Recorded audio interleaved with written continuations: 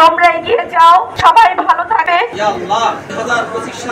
ফরিদপুরের আলফাডাঙ্গা আদর্শ কলেজের 2025 সালের এইচএসসি শিক্ষার্থীদের বিদায় ও দোয়া মাহফিল অনুষ্ঠিত হয়। বৃহস্পতিবার 19 জুন সকাল 11টায় কলেজের হলরুমে আয়োজিত এ অনুষ্ঠানে পরীক্ষার্থীদের বিদায় জানানো হয়। পাশাপাশি কলেজ প্রতিষ্ঠায় বিশেষ অবদান রাখা ব্যক্তিদের স্মরণে বিশেষ দোয়া করা হয়।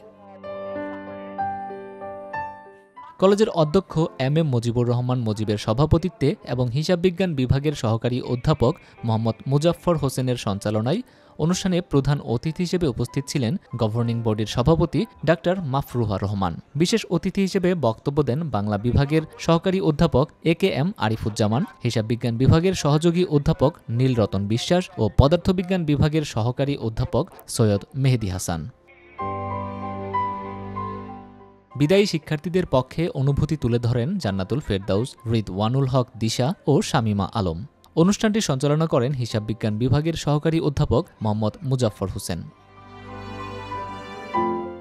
বক্তারা পরীক্ষার্থীদের উদ্দেশ্যে বলেন, প্রথম পরীক্ষার দিন 1 ঘণ্টা এবং পরবর্তী পরীক্ষাগুলোতে অন্তত 30 মিনিট আগে কেন্দ্রে উপস্থিত হতে হবে। কোনো অবস্থায় ইলেকট্রনিক ডিভাইস বা অপ্রয়োজনীয় সামগ্রী সঙ্গে নেওয়া যাবে না। প্রশ্ন ফাঁস নিয়ে গুজবে কান না দিয়ে নিয়ম মাফিক ও সৎভাবে পরীক্ষায় অংশ নিতে হবে, যাতে ব্যক্তিগত এবং কলেজের সুনাম অক্ষুণ্ণ থাকে।